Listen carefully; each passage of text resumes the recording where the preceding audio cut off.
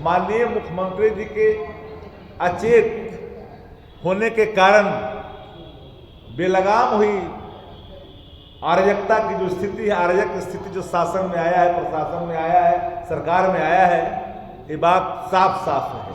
Patna PMCH का principal ने साफ कहा कि ठाकुर मुझे कच्चा चिवा जाएगा और एससीएस जो है चमड़ी खींच लेगा। ये मैं नहीं, ये लाइन है, इस लाइन को आप लोग देख सकते हैं।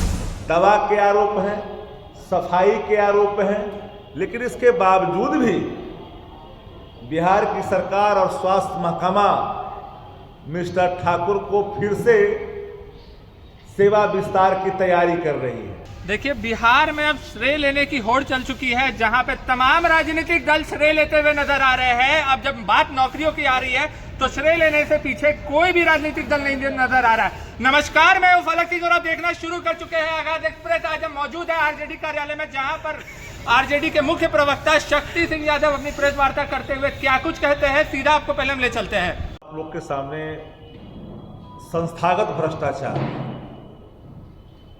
की ओर ध्यान आकृष्ट करना चाहता हूं। एक ऐसा व्यक्ति, एक ऐसा शख्सियत ताकतवर जिसके सत्ता प्रतिष्ठान पर इतनी पकड़ है कि सेवानिवृत्ति के बावजूद भी बार बार सरकार उसके लिए नियम बदलती है। मिस्टर ठाकुर जो पीएमसीएच के सुपरिटेंडेंट के पद पर अभी भी काबिज हैं, जबकि 6 दिन पहले उनका कार्यकाल समाप्त हो चुका। किसी व्यक्ति को बार बार सेवा विस्तार सरकार क्यों कर रही है? क्या कोई उपयुक्त व्यक्ति नहीं है, या पूरे विभाग में अकाल सी पड़ गई है?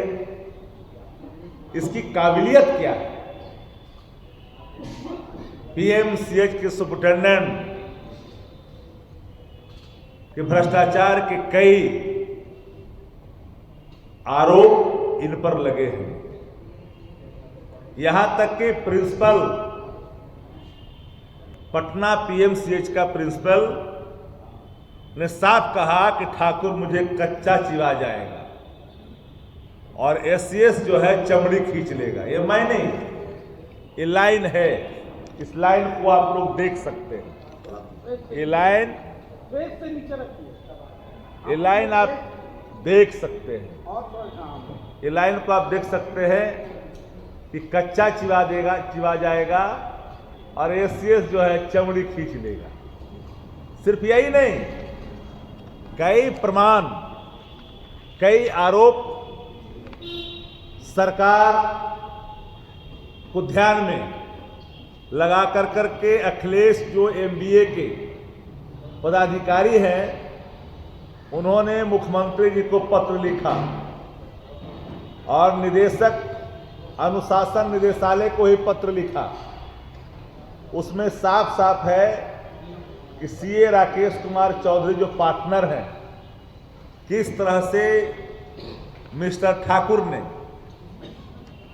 जो आप वहां पर प्रतिनियुक्त जो गार्ड हैं, जो 200 सैप जवानों को ही रखना था, लेकिन 350 मानक के विरुद्ध डिप्लॉयमेंट किया। दवा के आरोप हैं, सफाई के आरोप हैं, लेकिन इसके बावजूद भी बिहार की सरकार और स्वास्थ्य महकमा मिस्टर ठाकुर को फिर से सेवा विस्तार की तैयारी कर रही है। ऐसी सूचना आ रही है कि आज मंगल है, कैबिनेट की बैठक है। हो सकता है कि पीएमसीएच के ये दबंग रसूख वाले जो अधीक्षक हैं, उनको पुनः सेवा विस्तार किया जा सकता है। देखिए, माननीय मुख्यमंत्री जी के अचेत होने के कारण बेलगाम हुई अराजकता की जो स्थिति है, अराजक स्थिति जो शासन में आया है, प्रशासन में आया है, सरकार में आया है, ये बात साफ साफ है। और मुझे तो यह हैरानी लगती है कि जिस पर इतने गंभीर भ्रष्टाचार के आरोप लग रहे हो, ऐसे अधीक्षक को सेवा विस्तार क्यों कर मिला? सेवा विस्तार लगातार देते जा रहे हैं, इसलिए कि भ्रष्टाचार की जड़ें बिहार के अंदर में इतनी नीचे तक पकड़ बना ली है कि हर भ्रष्टाचारी एक दूसरे भ्रष्टाचारी को संरक्षित कर रहा है, और इसमें सीएमओ भी अछूता नहीं है। भारतीय जनता पार्टी तो भ्रष्टाचार की वो जननी है जहां पर भ्रष्टाचार ही भ्रष्टाचार होता है। और ये आरोप मैं सिर्फ यो नहीं लगा रहा, आप सभी पत्रकार साथी हैं, आप जानते हैं कि ऐसे व्यक्ति को लगातार सेवा विस्तार के लिए क्यों? जब एलएनटी काम कर रहा है तो मानक किया सामने ला करके खड़ा करना कि अस्पताल का निर्माण हो रहा है, इसलिए इनका हम सेवा विस्तार कर रहे हैं।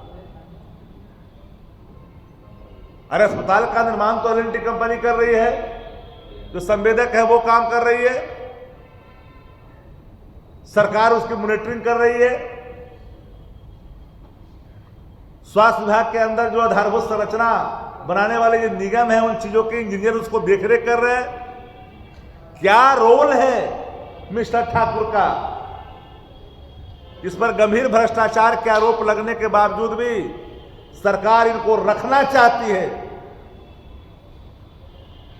कई ऐसे लोगों को रख करके वहां आतंक का वातावरण कायम कर दिया पीएमसीएच के अंदर में।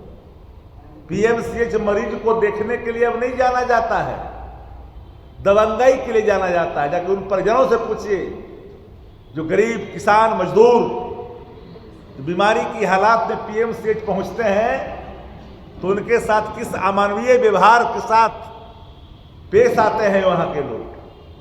सुपरिटेंडेंट की हैसियत इतनी बड़ी है, विधायक क्या मंत्री का ही फोन नहीं उठाता। कहावत है गांव में कि सैया भये कोतवाल तो हम डर काहे का। क्योंकि भ्रष्टाचार का एक ऐसा गिरोह कायम कर लिया है पीएमसीएच के अंदर में, इसका बेनिफिशियरी ऊपर तक लोग हैं, डीके तक बेनिफिशियरी इसके हैं। जब डीके बेनिफिशियरी होगा, जो सुपर सीएम है बिहार का, तो भ्रष्ट अधिकारियों का सेवा निवृत्ति के बावजूद भी सेवा का लगातार विस्तार किया जा रहा है।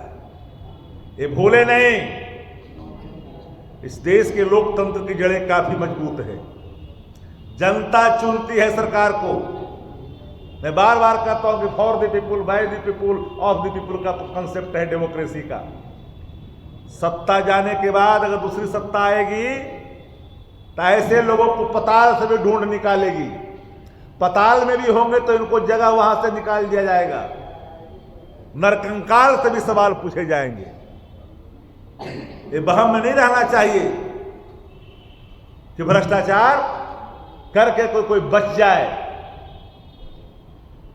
ये भारतीय जनता पार्टी भ्रष्टाचार की परिभाषा ही देश के अंदर बदल दी है। जो भ्रष्टाचारी है उनके यार हो गए हैं, अब विपक्ष को परेशान करता है। विदाउट एविडेंस एक्शन के लिए जानी जाती है भारतीय जनता पार्टी, क्योंकि विपक्ष पर वो एक्शन करती है। आज सुप्रीम कोर्ट ने राज्य सरकार को नोटिस जारी किया है बीपीएससी के सवाल पर। देखिए भ्रष्टाचार की जड़ें किस तरह से मजबूत है। बीपीएससी के अध्यक्ष के नियुक्ति के सवाल पर सुप्रीम कोर्ट ने नोटिस जारी की बिहार की सरकार को कि जब इन पर गंभीर आरोप पहले से ही लगे हुए हैं तो ऐसे व्यक्ति की नियुक्ति बीपीएससी जैसे प्रतिष्ठित संस्थान के अध्यक्ष के पद पर कैसे किया। जैसा कि आपने देखा और सुना, साफ तौर पे उनका यह कहना था कि जिस तरीके से मुख्यमंत्री बिहार के आवाम को बरगलाते हुए नजर आ रहे हैं, और साथ ही साथ में उन्होंने साफ कह दिया है कि बिहार की जनता बखूबी जानती है कि किसके कार्यकाल में कितना काम किया गया है।